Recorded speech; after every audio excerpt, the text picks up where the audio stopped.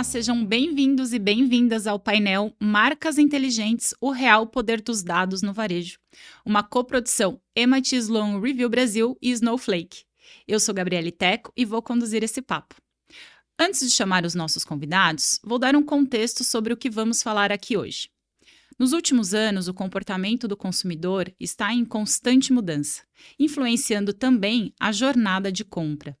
Para entender esse movimento, as empresas têm a inteligência artificial como aliada para traçar as estratégias rumo à personalização, principalmente no cenário multicanal.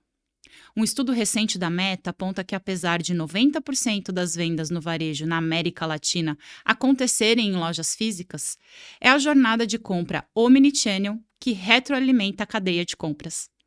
Para falar sobre as oportunidades e desafios de dados e inteligência artificial nas empresas de varejo e de bens de consumo, recebo Dionaldo Passos, diretor da unidade de negócios Supply Chain na Neogrid, Guilherme Canagusco, executivo de vendas de marcas e varejo na Snowflake, e Leonardo Sottocorno, CIO na Danone Brasil. Bom, então sejam todos muito bem-vindos. Eu estou muito feliz aqui da gente iniciar essa conversa. Tenho certeza que a gente tem muitas experiências aqui para compartilhar. E eu queria começar pedindo para vocês se apresentarem, falarem um pouquinho das empresas que vocês representam. Eu vou começar com você, Leonardo. Olá, primeiro, prazer estar aqui com vocês. Sou Leonardo Sottocorno, estou CIO da Danone Brasil, também sou responsável por toda a parte digital das Américas para a Danone. E algo que eu gostaria de trazer, né, para vocês, falando um pouquinho da Danone. Muito se conhece da Danone, do Danoninho, do iogurte, mas também tem o outro lado que a gente gosta de falar bastante, que é toda a parte de nutrição especializada e como que essa divisão ela é importante para a gente e para o mundo, né? A gente faz desde fórmulas infantis com Aptamil e outras marcas, até produtos que a gente vende para nutrição especializada dentro do próprio hospital. Então, acho que a Danone, ela, com essas duas grandes divisões que a gente tem aqui no Brasil, existem outras como Águas, né, Água Evian e outras, que a gente consegue trazer, de fato, aí essa nossa missão, que é trazer a nutrição, trazer saúde para as pessoas através da alimentação. Quem é mãe conhece muito bem esse portfólio, viu? Todinho. Meu caso. Vamos lá, Guilherme. Bom, eu sou o Guilherme Canagusco, eu sou responsável pelo atendimento hoje de clientes Enterprise, de CPG e varejo, aqui na Snowflake. Falando um pouco sobre a Snowflake, né? A empresa ela é relativamente nova no Brasil, mas é uma empresa que tem mais de 10 anos de fundação, né? É uma empresa global, é uma empresa que é listada na Bolsa de Nova York, uma empresa pública, só que chegou no Brasil em dezembro de 2022. Eu entrei na empresa em fevereiro de 2023. Então, a gente tem esse desafio agora, que é não só fazer uma operação global chegar no Brasil, mas também aproveitar esse momento de dados que está super no hype, todo mundo falando muito sobre dados, GenAI, LLMs e todas essas palavras novas que entram no nosso vocabulário, mas fazer isso no Brasil agora tem sido uma experiência enriquecedora. Que legal. Eu gosto dessa animação toda. Então, eu queria já partir direto para o tema do nosso painel. E, Dionaldo, eu queria saber de você como é que a Neogrid desenha as estratégias de dados para melhorar a eficiência e a precisão do supply chain. Como na sua abertura você já deu detalhe, o nível de desafio que existe, o que vocês têm feito por lá? Gosto da Gabi, porque ela já começa né, mandando... A gente aqui, ó, tem todo mundo aqui, ó, agenda corrida, precisamos aproveitar o tempo que estamos juntos, né? Legal, bacana, olha só. A estratégia da Neogrid, ela passa por tentar traduzir o máximo de informação que ela conquista no campo, né? Então, hoje, para vocês terem uma ideia, a Neogrid, que é uma empresa que tem 25 anos de mercado, né, na área de tecnologia, ela conecta mais de 500 mil pontos de vendas. Então, ela capta informação de mais de 500 mil pontos de vendas. E ela gerencia hoje mais de 300 mil SKUs, para quem está de casa e não está familiarizado com o termo SKU, mas é a unidade, né, um item, né, que está na prateleira. São mais de 300 mil SKUs. Então, quando você cruza, né, 500 mil pontos de venda e 300 mil SKUs, você imagina a quantidade de informação que a gente captura, né? São bilhões e bilhões de informações de variação de preço e comportamento do usuário. Então, a gente pega esse comportamento do usuário frente a uma variação de preço, promoção, estímulos. A gente chama de entender o comportamento do shopper. E a gente traduz esses insights, vai trazendo esses insights para dentro da cadeia, ou seja, buscando informação no ponto de venda, trazendo insights para o próprio varejista, para ele tomar decisões mais acertadas, mais inteligentes. e colaborando com essas informações com os fornecedores. Porque a gente tem uma frase muito forte dentro da Neogrid que é: enquanto o consumidor não comprar, enquanto você, Gabi, não passar lá no checkout com o seu produto da Danone, ninguém vendeu. Ninguém naquela cadeia vendeu. Né? Foi só uma transferência de estoques. Então, ter o produto certo, para o consumidor certo, no local certo, é uma estratégia que beneficia a todos. Consumidor, porque ele não se frustra quando ele vai às compras, ao varejista, porque ele consegue ter a maximização do seu capital investido, e ao fornecedor, que consegue ser um parceiro relevante para aquele varejista. Então a gente traz todas essas informações, traduzindo em insights, que você pode imaginar, são bilhões e bilhões de insights, para que a gente possa orquestrar essa estratégia do que vender, quando vender, para quem vender, na quantidade certa, no momento certo. Então, é fácil a gente explicar isso nesse momento, né? Mas quando a gente vai olhar todo o ecossistema, todo o portfólio da Neogrid, a gente começa a entrar em grandes variações. E a estratégia, no final das contas, é captura informação, gera insights e termino gerando ao fornecedor e ao varejista as melhores estratégias de como promover os seus produtos nos seus locais de vendas. E assim ter um retorno sobre investimento mais adequado, né? Hoje a Neogrid gerencia basicamente 1 bilhão de verbas comerciais. É uma das unidades que mais cresce no nosso negócio. Então, hoje a gente gerencia 1 bilhão de verbas comerciais. A gente deve terminar 2025 com 3 bilhões. Então, a gente vai triplicar esse valor.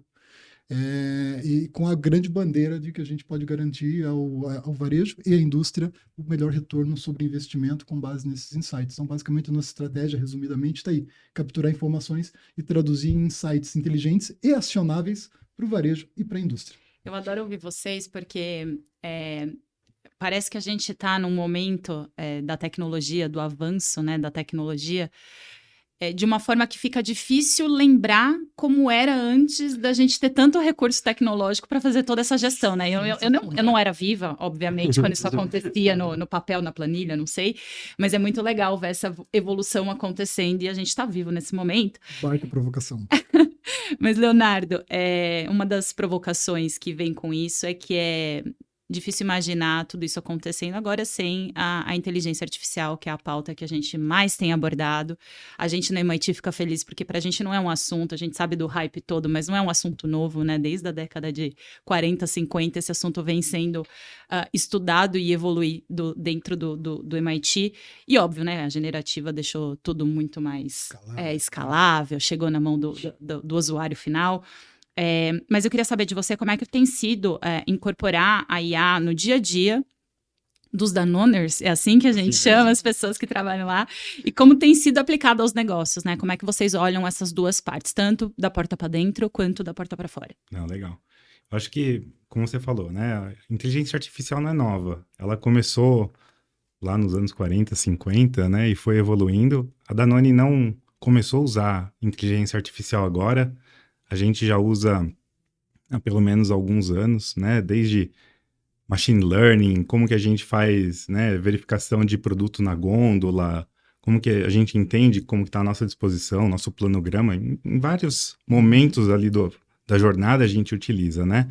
E como que a gente está trazendo isso hoje para dentro do dia a dia do Danone mesmo, né? Que a gente olha de uma perspectiva de eficiência organizacional, o que a gente consegue trazer para dentro dos nossos processos, que a gente consegue melhorar o dia a dia com inteligência artificial, seja, né, machine learning, seja Gen AI com Copilot da Microsoft que a gente utiliza, né, seja de outras formas. Mas uma outra grande frente que a gente tem é justamente com o consumidor. O que a gente consegue fazer de diferente para o consumidor? Como que a gente consegue otimizar a utilização dele do nosso produto, como que a gente consegue prover mais informações, personalização daquele produto para aquele consumidor naquele momento, né? E também com parceiros, como o Neogrid, por exemplo, né, que fornece toda essa informação que como que você consegue ter o produto certo, na gôndola certa, com o preço certo, com a promoção certa, para que o consumidor saia com o produto no checkout. Então, né, a gente tem todas essas esferas e, além disso, acho que uma grande esfera que a gente também está trazendo muito é que a gente está chamando de Dan Skills, que são como que a gente vai capacitar as pessoas dentro da Danone para a inteligência artificial, né? Então, a gente entende que a inteligência artificial não é somente um hype, é algo que, né, vai perdurar aí para sempre com a gente E a gente quer capacitar os nossos 100 mil empregados no mundo para que eles sejam, né, empregáveis no futuro, que eles tenham essas habilidades que vão ser necessárias no futuro. Então, com a inteligência artificial, a gente está atuando em todas as esferas possíveis ainda da Danone. Que bom, e assim a gente acha que precisa também expandir esse tema, e eu queria te trazer para a conversa, Guilherme, porque, enfim, você já deu o contexto da Snowflake, o quanto vocês têm olhado para o mercado e trazido inovação. Então, eu queria saber, na sua visão, como é que as empresas têm otimizado as suas estratégias de varejo com dados IA, dados os clientes que vocês têm, o repertório que vocês têm hoje, global e Brasil. Legal. Eu estava ouvindo outro dia no podcast o professor Miguel Nicoleles, ele falou um pouco sobre como novas tecnologias, quando elas entram ou interagem com novas pessoas, elas parecem meio mágicas, né? Então, a gente teve inúmeros exemplos disso na nossa história. E a gente tem visto isso bastante nos nossos clientes, né? A gente começa um passo um pouquinho antes, porque tem aquela máxima de que os dados são o novo petróleo, acho que a gente ouviu isso já há mais de 10 anos. Sim. E o grande trabalho que se tem hoje em dia é de como é que eu faço o processo de refinar esse petróleo, né? Ou seja, como é que eu uso esses dados, que são um insumo importante para você conseguir extrair valor deles e você conseguir ter um processo não só que consiga identificar onde está o valor, o que a gente chama naturalmente de casos de uso, ou seja, onde você usa de forma aplicável aquele dado, mas também de uma maneira governada e segura, que são outras preocupações que também tangem o mundo do dado em si. É muito legal, muito importante você conseguir construir modelos e algoritmos que de fato consigam melhorar rendimento de receita, gerenciamento de risco das empresas, otimização de custo, eficiência operacional das empresas, mas você precisa fazer isso de uma maneira segura e governável. E aqui, que a Snowflake traz com uma proposta de valor, você ter isso num único lugar, né? Então, a gente tem alguns clientes no Brasil, casos públicos, por exemplo, do varejo, onde a gente consegue, onde os nossos clientes têm aplicado a Snowflake para você conseguir melhorar a personalização de campanha, por exemplo. Então, você entender, por exemplo, com dados provenientes de uma NeoGrid, como que o comportamento do consumidor se aplica em diversos canais diferentes. Você tem o varejo físico, você tem o e-commerce, você tem um programa de loyalty, você vai ter um super app. E como você pega insumo de tudo isso e melhora a jornada de um consumidor para comprar o produto dele. Então, você consegue melhorar a sua inteligência de campanhas, melhorar a sua visão 360 de clientes, mas você pode ir até a outra ponta também, né? Quando você pensa em S&OP, como é que eu tenho a melhor distribuição de produtos através dos meus CDs? E quando a gente fala de distribuição de produto em CD, no Brasil tem um adicional de complexidade, que é a questão de imposto. Então, se você faz a distribuição através do estado A ou através do estado B, o teu preço, o teu custo, o teu P&L muda por causa de taxação. A gente deixa os gringos doidinhos nessa hora, né? Eu vou falar que como um cara que está começando a operação de uma empresa no Brasil, você explicar o conceito de imposto municipal, estadual e federal, é um negócio complicado. E a gente sabe todas as implicações macroeconômicas que isso traz, né, para o Brasil. Então, o que a gente vê é, a partir do momento que você consegue usar esses dados, inclusive de taxação e regulação, como insumo para você processar melhor a experiência do teu cliente, a gente vê os varejistas usando isso, pelo menos na Snowflake, de ponta a ponta, né, de uma cadeia end-to-end, do S&OP até a visão 360 de um cliente. Perfeito. Agora, Gabi, eu queria só pegar um gancho também, como que foi dito aqui, assim, você provocou eu falei, foi bem provocadora a sua pergunta, mas assim, a tecnologia, a inteligência artificial, no meu ponto de vista, tem trazido uma revolução, inclusive para nós, que vivemos o mundo da tecnologia. A gente sempre, quando se falava de tecnologia, a gente se colocava quem é de tecnologia como protagonista, né? Eu estou trazendo a inovação, né? E a IA está trazendo, na minha opinião, uma democratização da tecnologia. Então, hoje eu tenho pessoas de operação logística se envolvendo com tecnologia, se letrando em tecnologia numa velocidade muito grande. E eu levanto um alerta aí que talvez os times de tecnologia não estão se letrando na mesma velocidade no mundo de negócios. Perfeito. E IA vai diminuir esse muro que existia, né? Eu preciso entender de tecnologia, então, como é muito difícil, não entro nessa discussão. Deixo para o time de tecnologia. IA está diminuindo esse muro. Então, eu acho que tem na tua pergunta, eu trago também uma grande bandeira, né? Que se tecnologia não se humanizar e não se envolver cada vez mais com o negócio, entender, né? O que tem de trade-off? Né? Porque não é mais só tecnologia por tecnologia, né? O que ela traz de benefício para o time de logística da Danone, né? Como é que vão fazer? Como é que vão começar a entender agora o que é vender pelo sell-in ou vender pelo sell-out? Né? Então, quando você não esse é para mim um grande desafio que tem pela Eu frente. acho uma provocação super relevante, porque eu mesmo sempre sou jornalista de formação, mas 20 anos na carreira executiva, sempre fui da área de negócios, e quanto mais eu estudava os conteúdos de MIT, teve uma época que eu cheguei a me questionar, pô, será que eu preciso então saber fazer código? Né? Eu tive essa crise, porque teve uma hora que chegou um papo assim, não, mas todo mundo precisa pelo menos saber. E hoje em dia a gente já tem no code, low code, eu já fico assim, ó, tá vendo, gente? Calma, é nessa intersecção, né? Não é necessariamente saber execução, e aí a provocação para a área de negócio, para a área de tecnologia, entender de negócio, porque a área de negócio já está mais íntima da tecnologia, a gente pode dizer assim, né? Sim.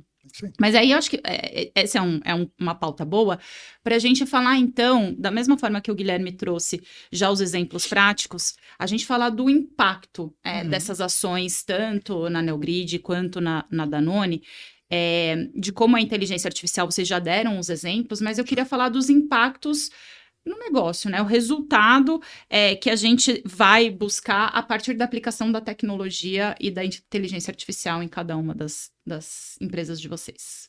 Vamos começar aí, Dionaldo. Tá bom. Olha só, com a quantidade de dados que a gente administra hoje, é improvável, não digo impossível, mas é improvável a gente produzir na velocidade que o cliente precisa insights acionáveis sem o apoio de inteligência artificial. Então, a gente vem nos últimos 10 meses desenvolvendo e lançamos agora, né, no nosso Summit. Aliás, estão todos convidados, né, todos convidados para o nosso Summit 2025, já fazendo desde já. Mas nós lançamos no Summit a NIA, né, que é a nossa Neogrid, a inteligência artificial da Neogrid. Mas ela já vinha num processo de desenvolvimento já há muitos meses antes, porque tem todo um contexto, né, para você pegar um framework de inteligência artificial e ensinar na nossa cultura, que a gente chama que é o nosso modo de resolver as coisas. Nós acreditamos muito em alguns indicadores muito potentes de mercado, que medem resultado pelo estoque em excesso, pela falta do produto, pelo nível de atividade dos produtos. A gente tem toda uma orientação para isso. Então, teve todo um trabalho de letramento da inteligência artificial da nossa, para ela entender como que a gente resolve os nossos problemas, e depois um contexto, né? Inserindo dados e ensinando ela a resolver alguns problemas. Hoje a gente tem uma potente ferramenta de inteligência artificial que ela trabalha com o conceito de precificação inteligente, porque a precificação talvez é um dos grandes desafios, né? Você pega assim, a gente sempre brinca, né, que às vezes uma vassoura, né, você dá 50% de desconto, ninguém leva 2 vassouras para casa, né? Mas se eu dou 7% de desconto num determinado produto, uma bebida, faz um combo, você tem a demanda multiplicada por 8, tá? E às vezes até mesmo algumas situações, né? Teve um cliente nosso que num reality show, uma pessoa lá, Juliette, lá, né, pública, vai lá, escolhe um produto, demanda daquele produto, a demanda que era para acabar em semanas, acabou em minutos. Né? E eu acho que o contrário também acontece se pega um personagem que as pessoas não gostam. Né? A produto encalha. A Nia vai ter um trabalho ali de tentar, como é que eu faço uma promoção para a gente agora desovar isso aqui, né? Mas então, assim, a primeira parte grande e impactante é de preço, que os nossos clientes contam com uma dinâmica muito grande de ler todos esses pontos de venda e calcular uma dinâmica de preço. Nós temos a inteligência artificial orientando a promoções. E agora, mais recentemente, nós estamos lançando para um grupo mais seleto de clientes a camada da inteligência artificial que ela é preditiva. Então, eu digo para a Danone, com esses parâmetros logísticos aqui, você vai ter uma ruptura de gôndola nesse grande varejista aqui. Então, eu recomendo você questionar. Eu não consigo ainda chegar no nível, troca, porque daí tem impacto em mudança de caminhão, mudança de frequência, uma série de coisas não vou entrar no detalhe aqui, mas ela começa a sugerir você olhar para esse parâmetro aqui, porque esse parâmetro aqui, se acionado corretamente, você pode prevenir uma ruptura naquela gôndola. Então, ruptura de gôndola faltar o produto, né? Hoje tem dados estatísticos, dependendo da sua categoria do seu produto, você vai no supermercado com uma lista de compra de 10 itens, você só encontra 8. Né? Por incrível que pareça, tem um percentual altíssimo. E aí, respondendo a tua pergunta, qual é o impacto que a gente tem gerado para clientes? Eu tenho um case agora que é público, né? A gente falou ainda há pouco, né, Léo, sobre Danone e uma das soluções da Neogrid. Então, quem procurar lá, LET, e Danone vai encontrar um case público lá, e aí a resposta da tua pergunta, né? Qual o impacto, né? Quanto que ele reduziu de falta de produto e, por consequência, quanto que impulsiona as vendas, tá? E na maioria dos nossos clientes, a imensa maioria dos nossos clientes, a gente mede esse resultado. Quanto que eu reduzo falta de produto e, por consequência, quanto que eu aumento em vendas. Então, a gente usa a bandeira da inteligência artificial, mas no final a gente traduz isso em dinheiro, né? Quanto que ele consegue ganhar mais utilizando essa inteligência que está por trás do nosso framework. Perfeito. Que muitas vezes é a grande questão que falta nos cases, porque muitas vezes a gente fala de impacto, de resultado, mas aí quando a gente vai olhar no financeiro, eu falo, como é que a gente tangibiliza isso, né? Como é que a gente paga o nosso salário no final do dia, né? Perfeito. Leonardo, consegue trazer um exemplo aí pra gente? Consigo sim, mas primeiro eu tenho que falar aqui que o jornal tá tentando vender coisas para Danone e da Neogrid. Já vai sair negócio aqui. Always selling. Mas o negócio é bom, né? Faz super sentido. Duas coisas que eu tô, sempre always selling e always hiring. Perfeito. Legal. Bom, eu acho que toda essa parte, né, como o Jonaldo colocou, a inteligência artificial, ela acaba sendo um meio para trazer outras coisas, né, que é, no nosso caso muito, a gente trabalha muito em como trazer eficiência organizacional, né, como que a gente consegue fazer mais com as mesmas pessoas, como que a gente consegue expandir a nossa zona de atuação, como que a gente consegue fazer uma série de outras coisas que antes a gente não conseguiria fazer na escala possível, que agora a inteligência artificial consegue trazer isso pra gente, dados e tudo mais. Eu acho que o grande X da questão é humanamente impossível gerir tudo que a gente tem de informação que está chegando, seja, né, de informação de produto, de gôndola, ou do meu promoter que está tomando a foto da gôndola, como que você analisa se todos os produtos estão certos ou não? Então, como que a gente ganha eficiência? Eficiência interna, eficiência para o consumidor, como que a gente toma decisões mais rápidas, né? Então, como que a gente tem análise preditiva, como que eu vou entender para onde meu concorrente vai com preço, para onde que a gente vai, o que a gente vai fazer, qual vai ser a nossa estratégia, vamos ser seguidor nesse SKU, ou a gente vai liderar, né? Então, tudo isso é baseado hoje, né, não somente em inteligência artificial, mas num conjunto de tecnologias que faz com que todo mundo dentro da Danone tenha essa eficiência maior, né? Desde do nosso promoter ou da pessoa que vai fazer a entrega, que ele não tem basicamente nem que pensar para onde que ele vai, ele entra no caminhão, aperta um botão e aquilo ele já... Próxima entrega, né? Então ele já não tem mais aquele tempo. O tempo dele é dedicado para a tarefa que ele precisa executar. E outra coisa também tem muito a ver com a personalização, né? Eu acho que mais e mais os consumidores e o varejo, todo mundo quer ter um tratamento personalizado. E eu acho que a inteligência artificial, ela consegue ajudar muito nisso, né? Então você entra num site, Mundo Danone, por exemplo, né, que é o nosso e-commerce, você vai ter todo um tratamento personalizado. Você é mãe, tem um filho de 1 ano, então o que a gente vai mostrar para você? A gente vai mostrar a IoPro, a gente vai mostrar a Aptamil, vai mostrar os dois. Como que a gente faz essa jornada, né, pegando um pouco do que o Guilherme falou de jornada personalizada, o cliente 360 ali, como que a gente consegue trazer isso, essa experiência para a pessoa? Porque no final, como que a gente utiliza de todas essas tecnologias para fazer a vida do nosso consumidor mais fácil lá na ponta, né?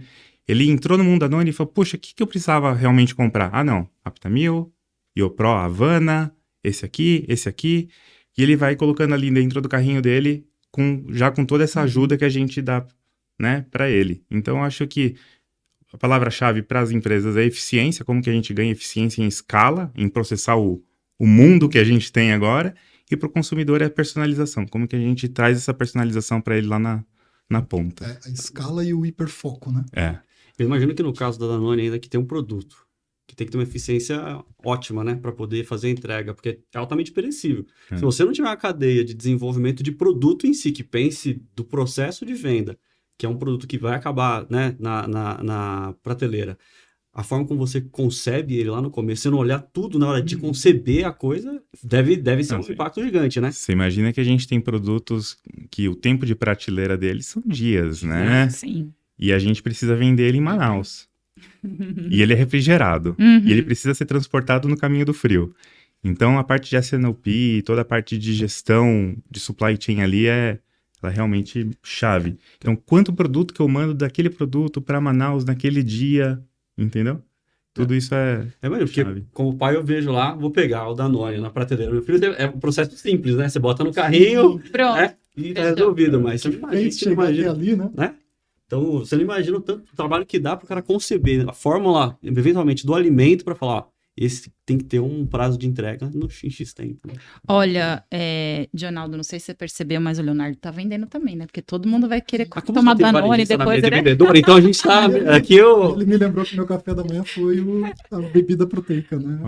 Olha aí, que coisa boa. Esse tem um ponto, só aproveitando o gancho do que o Léo colocou, né? Assim, acho que o Brasil está passando por um momento que eu acho muito bacana, assim.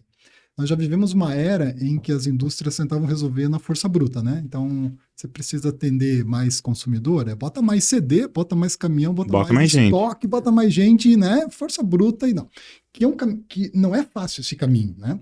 Mas tem um outro caminho que é mais desafiador ainda, que é esse caminho da captura de dados, inteligência de dados, etc. Eu fico muito feliz de ver empresas como Danone e outras tantas que estão começando a olhar muito mais pelo caminho que ele é mais difícil do ponto de vista por ser mais moderno, por ser mais inovador, né? Mas sem dúvida nenhuma é o que vai levar o Brasil para um patamar muito superior ao que ele viveu e o que ele vive hoje, né? É legal ver empresas escolhendo esse caminho, assim. E o que eu acho na sua fala absolutamente fundamental e que a gente se preocupa muito também quando a gente está produzindo conteúdo de gestão é com uma questão que a gente viu acelerar muito, que é uma questão cultural, né? A gente fala da cultura data-driven e como é que a gente precisa moldar um novo comportamento, uma nova forma das pessoas interagirem com a tecnologia, de forma que mude. Olha o tamanho do nosso desafio, né? Não só da porta para dentro, mas toda essa operação muda a cabeça do seu Zé da mercearia, né? Que estava acostumado a controlar ali o estoque dele, né, na caderneta, e hoje imagino que tem lá um vendedor preparado para mostrar para ele, olha, se o senhor comprar tanto disso, né, os dados mostram para a gente como isso funciona, enfim, tem uma transformação cultural que a gente está vivendo e que aí a minha curiosidade é para você, Leonardo, porque você comentou de Dan Skill, alguma coisa assim, se eu não estou enganada na pergunta anterior, e eu queria que você compartilhasse um pouco mais, então, qual tem sido a estratégia da Danone para habilitar os colaboradores em IA e tudo isso que está vindo com o avanço da tecnologia, porque por um lado pode ser muito assustador, né? A gente fica assim, meu Deus, vai substituir tudo.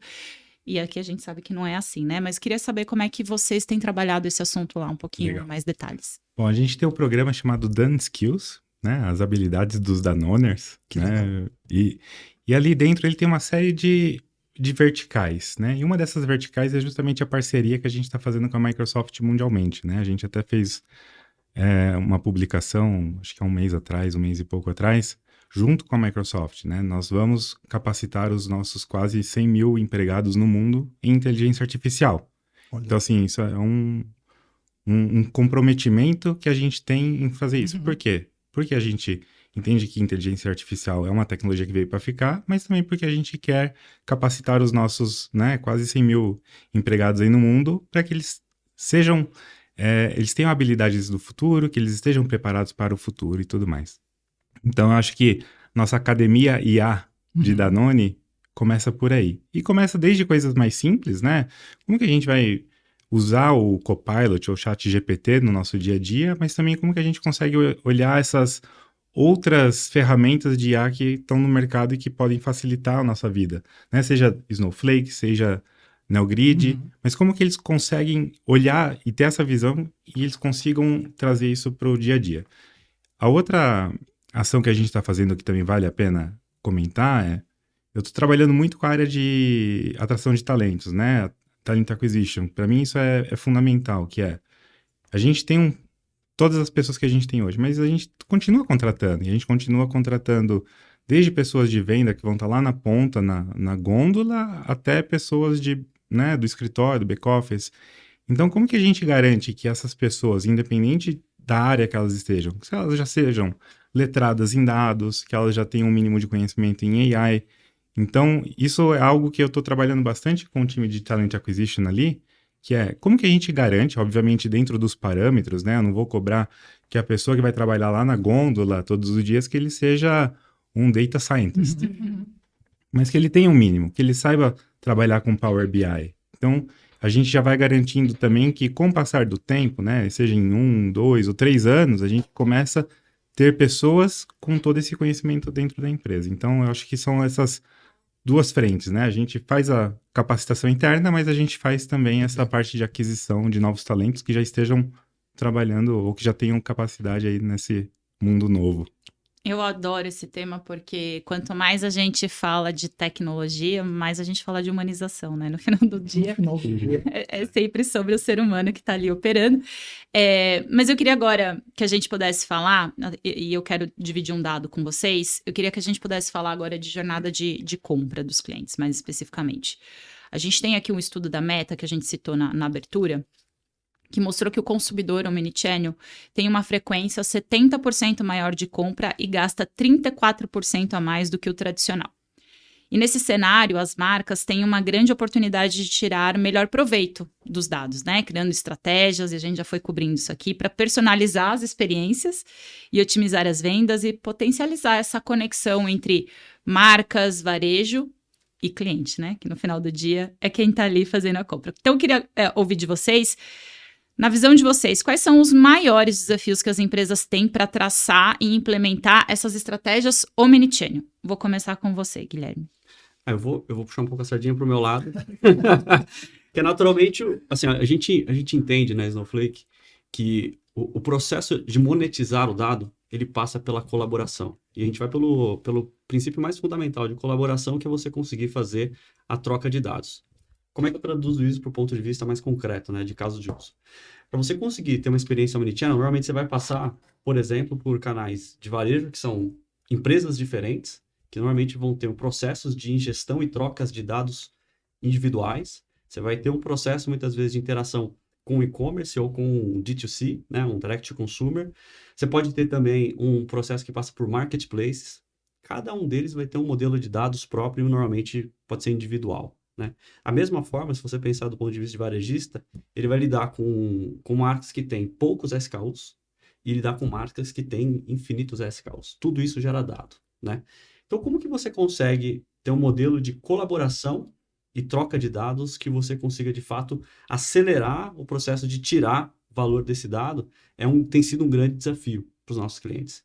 Então, quando a gente pega, por exemplo, uma empresa que tenha canais de ativação através de retail media, ela vai querer trocar dados, naturalmente, sei lá, de um programa de loyalty de uma marca com um programa de loyalty de um varejista. Ambos são ativos super importantes. E o loyalty, naturalmente, vai ter dados de comportamento de consumidor e da forma como ele consome nos mais diferentes canais. Então, a Snowflake, ela trabalha isso de um ponto de vista que a gente chama de Data Clean Room. É uma patente que a Snowflake tem. E esse Data Clean Room, ele trabalha, como o nome diz, como uma sala limpa para dados, onde vocês conseguem colocar dados de lado A e do lado B, sem que o lado B veja o lado A e vice-versa. Então, você tem um processo de colaboração que permita a troca de dados de uma maneira segura e governada, ajuda os nossos clientes a, através desse processo técnico, bem estruturado, você conseguir botar valor. Valor você pode, a gente diz muitas vezes, comercializar esse dado. A gente tem um especialista aqui em comercializar dado, mas também você conseguir ter uma rastreabilidade sobre como aquelas trocas estão se aplicando de uma maneira mais eficiente. De fato, aquilo que eu estou colocando em trade marketing está se tornando resultado na ponta da gôndola, lá no meu sellout. Se você não tiver o dado todo num lugar só para poder fazer essa rastreabilidade, dificilmente você vai ter uma resposta assertiva.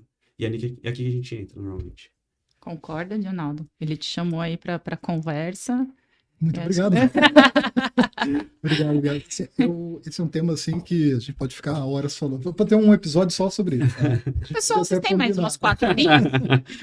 Mas assim, o Omnichannel ele começa com o grande desafio que já são você ter um canal direto, né? Para quem o ouvinte que está em casa e a gente pode talvez exemplificar, né? Um consumidor que vai no supermercado, um consumidor que compra na padoca, né? E aí ele é atendido por um distribuidor, então a gente já tem uma variação, né? Venda direta, indireta, e ainda aquele que compra num site, né? No e-commerce, que daí vai ser o online ainda. Então, você já tem empresas que estão nesses meios de vendas, você já tem um grande desafio que é coletar informação para você tentar entender o comportamento do seu produto nesses diferentes canais. Aí você começa um outro degrau de dificuldade, né? Porque às vezes a Gabi compra nos 3 canais, né? E aí o topo da pirâmide da dificuldade. Às vezes a Gabi começa o processo de compra num canal e termina em outro canal. Faço muito. Aí, tá vendo? Tá vendo? Então, você complica a nossa vida, Gabi. O ponto aqui é que, assim, é lógico que você vai ter que refinar dados, você tem que lidar com governança, porque tem dados que precisam ser colocados de forma anônima, por questões de segurança, privacidade, né? Então, começa todo um processo aí. Então, a forma como a gente entendeu olhar tudo isso foi, a gente tem uma camada muito forte na NeoGrid de integração, de coletar dados. Então, a gente processa hoje milhares e milhares de pedidos de ordens por dia. Trabalhando com dado até certo nível anonimizado, nós lançamos recentemente uma outra camada que a gente chama de Promo Trade. A gente lançou recentemente no próprio Summit, né, Promo Trade, que ele visa abraçar tudo isso. Então, o Promo Trade, ele começa a entender o comportamento anonimizado e ele, dentro do Promo Trade, ele tem as ferramentas de incentivo, né, que daí permite a Gabi falar, cara, eu quero que o meu perfil seja revelado, porque eu tenho um benefício com isso. Perfeito. Então, quando eu trago benefícios para o consumidor e ele concorda em tornar o dado dele popular para o varejista e para a indústria, aí você começa a trabalhar no topo da pirâmide, que daí eu sou prosumo, né? Eu entender como essa jornada se manifesta. Mas em todos esses pontos da pirâmide você tem benefícios, né? Não fazer, eu acho que já não é uma opção para as empresas brasileiras. Não fazer não é uma opção. E aí você tem a vantagem de poder começar isso em camadas, né? Vou primeiro entender o comportamento em cada canal, depois eu vou tentar convergir esses canais, entender o comportamento, e o topo da pirâmide eu vou com ferramentas de loyalty, ferramentas de retail media e etc. Eu vou começar a entender o comportamento da persona especificamente, né? Então é um desafio grande tecnológico, mas eu acho que tem um desafio fundamental aí de entender onde vai a nossa capacidade técnica e o direito do consumidor em colaborar com os dados dele, né? E ele tem que ver benefício, o que elevou um pouco o sarrafo.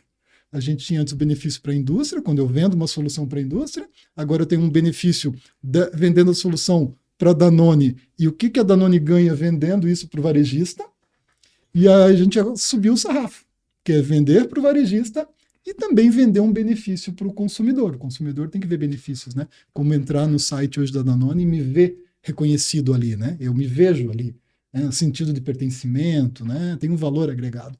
Então, essa busca por começar a entregar valor para todo mundo, desde o consumidor até a indústria. Porque, volto a dizer, enquanto o consumidor não comprar, ninguém vendeu. Né? Então, a gente tem que pensar nesse ponto. Boa. E aí, trazer a experiência da Danone, Aí do eu ponto acho de que vista omnichannel. Ponto de vista de omnichannel, né, para a empresa, para a indústria, para bens de consumo, ela é um pouco mais complexa, né? E eu acho que o que vocês falaram foi fantástico, que é integração de dados. Só que agora trazendo para o meu mundo. Eu tenho dados da farmácia, eu tenho dados do supermercado, eu tenho dados do meu site, eu tenho dados que vêm da NeoGrid, alguma coisa que eu já tenho no Snowflake. Uhum. Como que você faz essa integração de uma maneira que seja utilizável, que de fato traga insights? Eu acho que a integração de dados ainda ela é uma grande barreira no omnichannel. Como que você consegue manter uma mensagem, a mesma mensagem nos diferentes canais para os seus clientes, né? Como que você faz essa fluidez?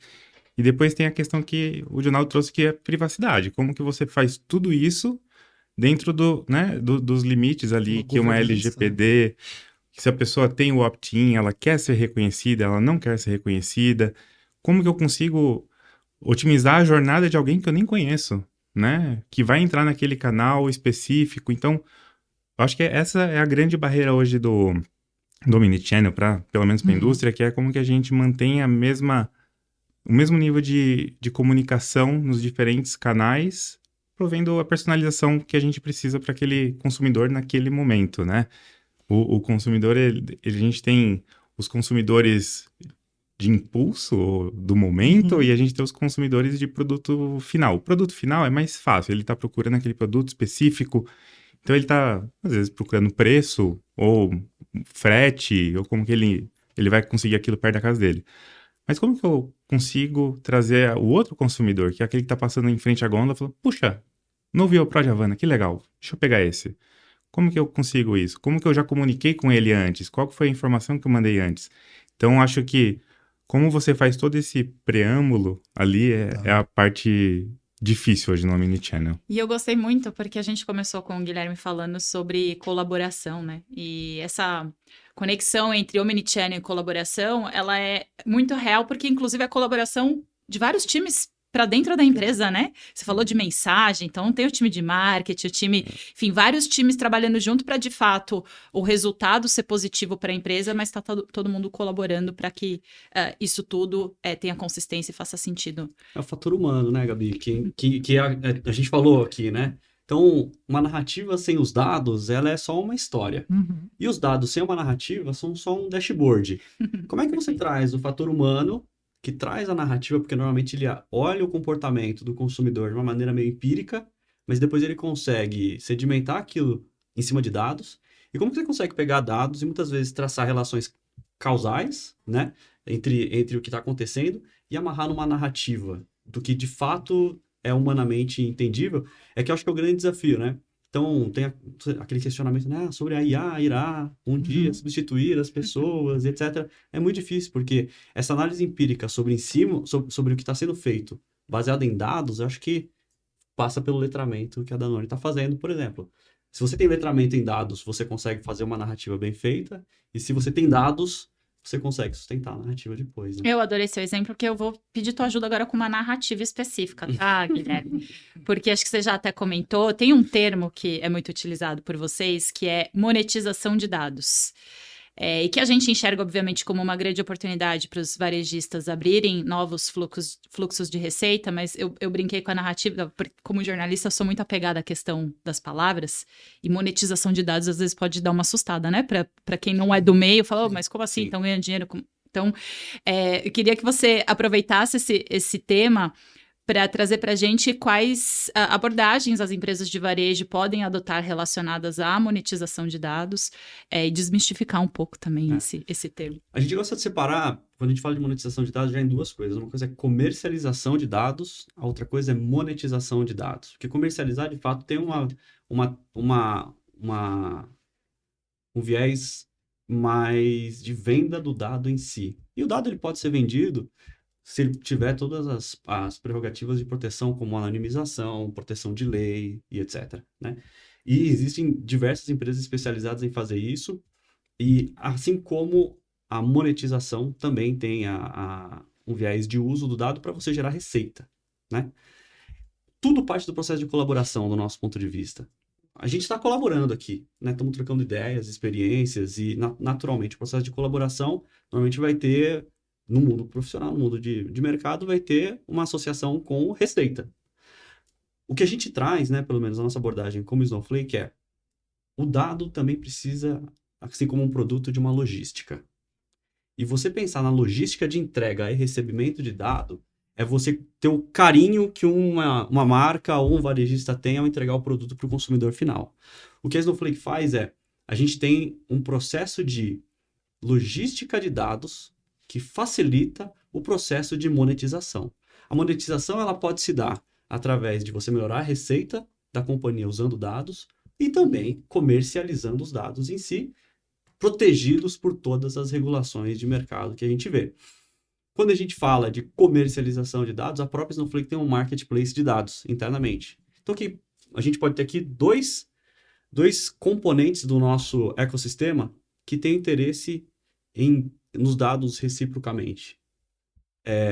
Se a gente não ferir nenhuma regulação, nenhuma legislação, por que a gente não pode ser um meio logístico entre troca de dados desses dois membros? Dado que eles estão na mesma nuvem ou na mesma plataforma de dados. Então, a gente vira uma ferramenta, a gente se torna uma ferramenta de facilitação logística de entrega e recebimento de dados e que, naturalmente, suporta processos de monetização e comercialização dos dados. Faz sentido? Faz todo. E que você fala para jornalista que está acostumada com palavras, quando você fala de logística de dados, eu fiquei aqui viajando, né? Do dado ser entregue de uma forma, do jeito certo. Tem uma disciplina que a gente estuda chamada Sense Making, que é o processo de você dar sentido às informações. Então, vejo isso muito acontecendo nesse mundo de tecnologia, mas com um outro viés. Sobre monetização, vocês querem fazer alguma observação? Que a gente já está caminhando aqui para o nosso final, tá, gente? Não queria dar essa notícia triste para vocês. Não, mas só adicionando um ponto aqui, né, assim, eu trabalho muito focado em varejistas e fornecedores de varejistas, né? E quando a gente entra nessa discussão de monetização, é exatamente o que você falou, entender o valor agregado, né, que vai ser carregado naquela transação de dados, né? Porque a Danone vai no varejista, hoje acho que já se rompeu a barreira de discutir o que é melhor, né? Fornecer pelo sell-in ou fornecer pelo sell-out. Putz, né? Então, para quem está de casa novo, sell-in eu vendo para o CD do varejista, sell-out eu vendo de acordo com o que está girando lá no checkout, né? Poxa, mas eu quero... Então, todo mundo concordou que eu vou vender pelo sell-out. Mas agora, como é que a gente compartilha dados, né? E aí começa a entrar as nuances. O que eu ganho com isso, né? Porque você pega... Todo mundo quer o dado do sell-out. Só que quando a Danone coloca na mesa também, né? Olha só, eu vou atender pelo sell-out. Sell-out exige mais agilidade, mais performance, mais entendimento do comportamento do consumidor, etc, etc. E chega até num ponto em que a Danone vai dizer o seguinte, eu consigo responder a tudo isso, mas eu preciso de uma doca em que quando o meu caminhão chegue, eu seja atendido o mais rápido possível. Tem a prioridade. Né? Então, quando a gente vai falar da monetização, e eu gostei da provocação, não é a comercialização, mas é como eu transformo a troca daquele dado em valor agregado, muitas vezes, no caso da Neogrid, a gente não tem uma troca financeira pelo dado, a gente tem uma entrega de valor pelo dado, que é a Danone poder enxergar a informação e ter melhor giro de estoque, melhor atendimento de cliente, e chegando no ponto dela vai ter uma doca específica para poder desembarcar e não levar 6 horas no pátio e vai levar 40 minutos no pátio, né? Então isso tudo começa a se tornar o que eu chamo de um aumento de performance que se traduz em ganhos para todo mundo, inclusive para o consumidor. Porque quando você tiver um frete que leva 45 minutos para desembarcar e não 6 horas aguardando no pátio, você vai ter um frete mais econômico, né? Quando você consegue ter essas janelas de tempo, você consegue trabalhar com itens com uma perecibilidade crítica, como da Danone, né? Consegue trabalhar ele num frescor maior. E eu, consumidor, vou encontrar o produto mais fresco na prateleira? Sempre.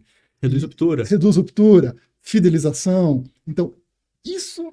Para mim, Gabi, é o grande desafio de como você monetizar ou definir o valor agregado de quando você começou a compartilhar a informação lá do checkout. Parece uma informação singela, né? Passou lá no checkout e paguei, mas olha todo o impacto que ela pode trazer e todo o benefício que ela pode trazer para varejista, fornecedor e consumidor. Que carrinho abandonado, né? Carrinho abandonado, quanto custa aquele carrinho?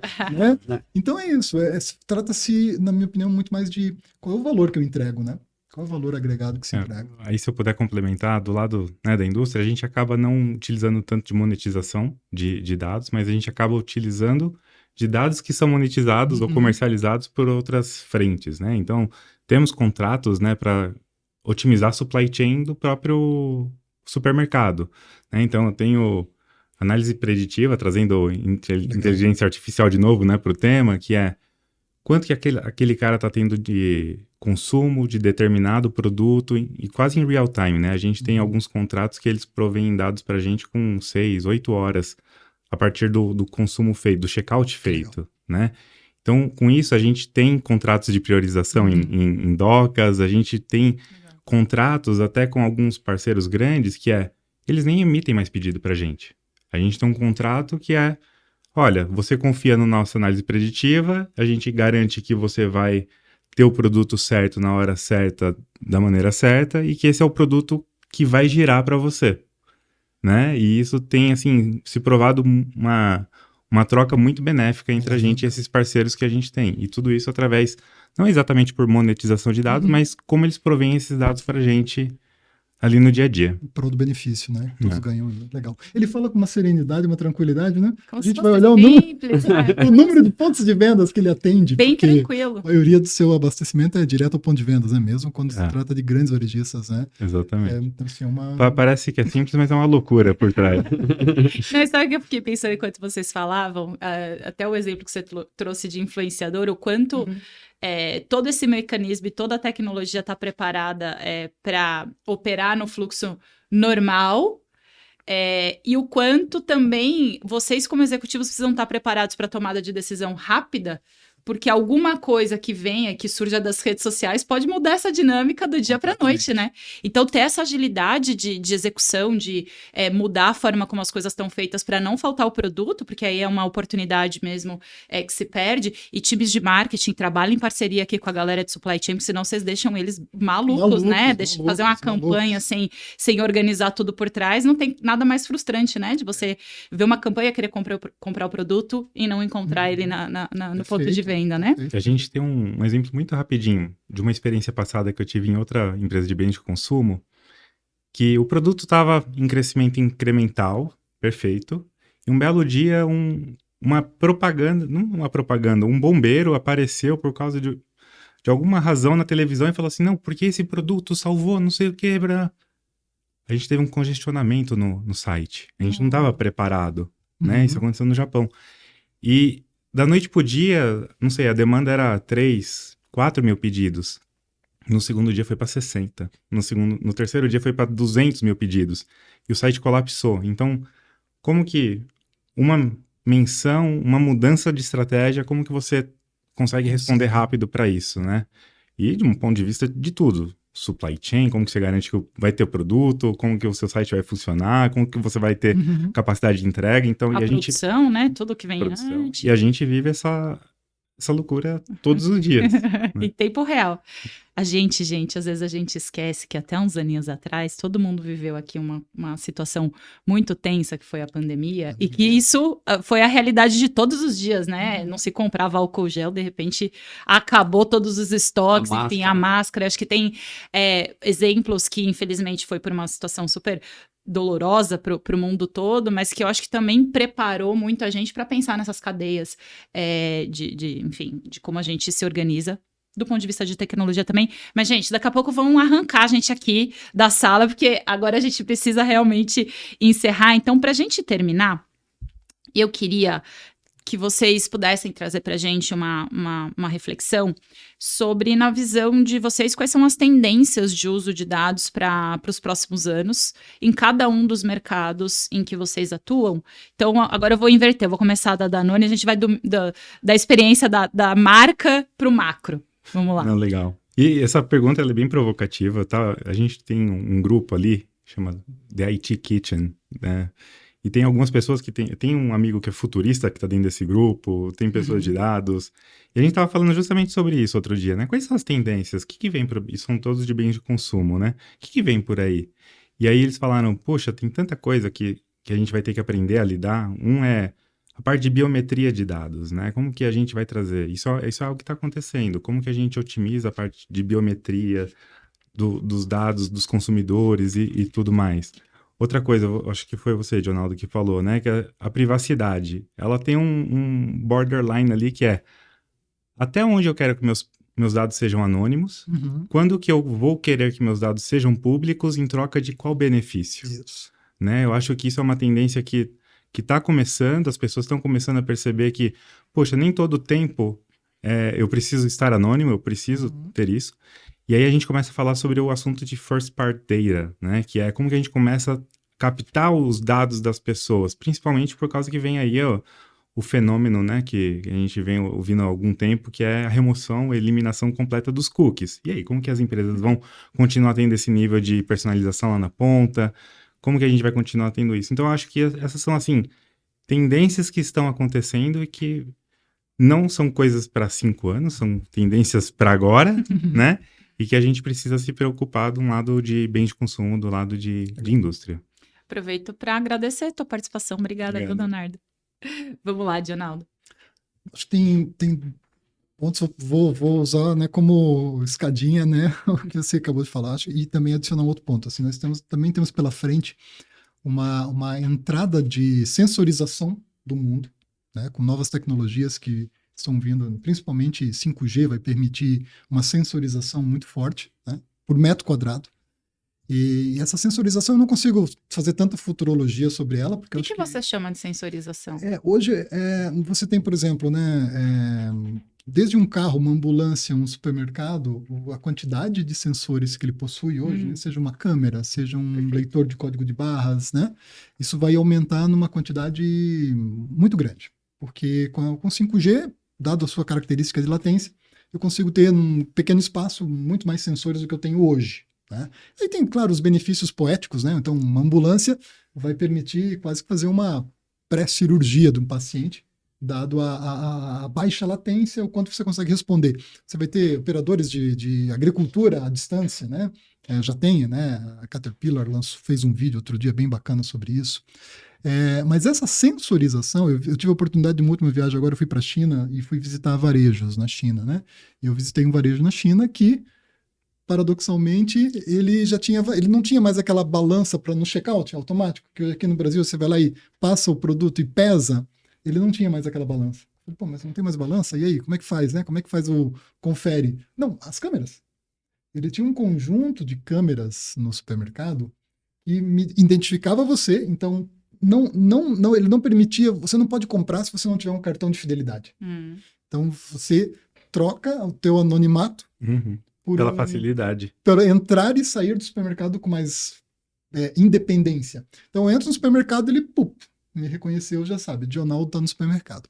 Ele vai vendo eu tirar os produtos da prateleira, vai filmando. Ele vai filmando e ele vai contabilizando isso numa cesta paralela, que quando eu passo no checkout, o meu cartãozinho de fidelidade, ele ainda está pedindo para as pessoas passarem o código de barras ali. E aí ele confere com as imagens que ele captou, né? E faz um match. Tranquilo. Mas ele está caminhando para o fato de eu nem precisar passar no checkout. Perfeito. Só com o reconhecimento das imagens, ele entendeu que eu coloquei na cestinha, coloco na sacola e vou embora, e vai ser debitado na minha conta, né? Então, essa sensorização que a gente vai começar a ver vai trazer uma quantidade de dados muito maior do que a gente tem hoje e um desafio ainda maior de como tratar o que é útil, o que não é útil, né? E a responsabilidade, né? O que eu vou fazer com esse dado? Porque daí caminhando, né, Léo, sobre eu vou ser cada vez mais senhor dos meus dados. O indivíduo, né? A pessoa, né? O CPF. Cada vez mais senhor dos meus dados. O Brasil é um país de vanguarda nesse sentido, né, caminhando junto aí com a Europa, mais com a Europa do que com os Estados Unidos, aliás, nessa jornada. Eu sou senhor dos meus dados. E aí, mais uma vez, vem à tona o seguinte: qual é o valor, o que eu ganho ao compartilhar o meu dado com a marca de bebidas tal, a marca de alimentos tal, a marca de calçado tal? O que eu ganho ao compartilhar tudo isso, né? Então, eu acho que vem esse grande... primeiro vamos ser inundados com muito dado, daí vamos ter que peneirar o que é útil aí e traduzir no que eu vou levar de ganho para o consumidor. Então eu vejo assim um futuro dos dados bastante desafiador. Acho que tem aí várias profissões que vão se formar que a gente nem sabe nominar ainda, profissões ligadas a isso, porque vem aí uma geração de personalização de consumo muito forte. Não vai poder chamar mais data lake, porque lake tá muito restrito, vai ter que ser outro nome. Data Universe. Algo nessa liga. Vamos lá, obrigada, viu, pela sua participação. Eu que agradeço, contem sempre comigo. Guilherme. Você falou, né, puxando para o macro, eu vejo acho que 2 grandes desafios, né? O primeiro é a agenda ESG para 2030. Então, o uso do dado na rastreabilidade da eficiência da cadeia de supply chain como um todo. Bom. Então, você vai do farm to fork, né? Vamos brincar assim. Como que você entende todo o processo de produção, do momento em que você está produzindo até o que vai para o prato do consumidor. Você olha macro, né? Por exemplo, alguma eleição dos Estados Unidos acabando agora, como isso influencia politicamente o mundo inteiro, guerras pipocando de um jeito meio esquisito no mundo inteiro. Então, como é que a gente olha isso? E como isso influencia, no fim do dia, a cadeia de consumo do mundo inteiro? Acho que é um aspecto super importante, que naturalmente muda a forma como a gente consome os dados e como a gente rastreia tudo isso acontecendo no mundo todo. E ter um lugar onde você consiga fazer isso de uma maneira inteligente vai ser fundamental. O outro que acho que todo mundo, um consenso, é a questão de AI, né? Macro, do ponto de vista macro. Eu acho que o consumo de dados vai mudar muito. Então, a gente tem, né, quando a gente pega tecnicamente falando, existe uma disciplina de visualização de dados. Visualizar dados hoje, basicamente, a gente vê em formatos gráficos, né? Aquele famoso KPI, o dashboard, né? Aquele relatório que a gente vê. Eu acho que o modelo de LLMs e a forma como a gente consome dados vai mudar bastante, vai ficar muito mais humano. E ficando muito mais humano, como que as pessoas vão ter letramento, não só para ver o dado, mas para fazer perguntas do jeito certo. Acho que essa vai ser o próximo grande desafio. Dados a gente vai ter governados, seguros. Agora, como é que a gente pergunta do jeito certo para receber aquilo que a gente precisa dentro de um ambiente curado, corporativo? Acho que essa é a segunda grande preocupação que a gente vai ter. Perfeito. Olha, a gente passeou por aqui, né, nesse insights finais, falando de dados biométricos, de first party data, agenda ESG, sensorização.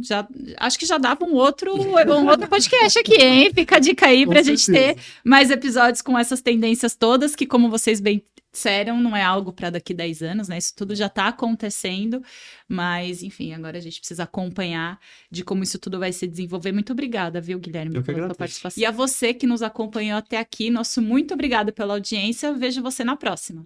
Tchau, tchau.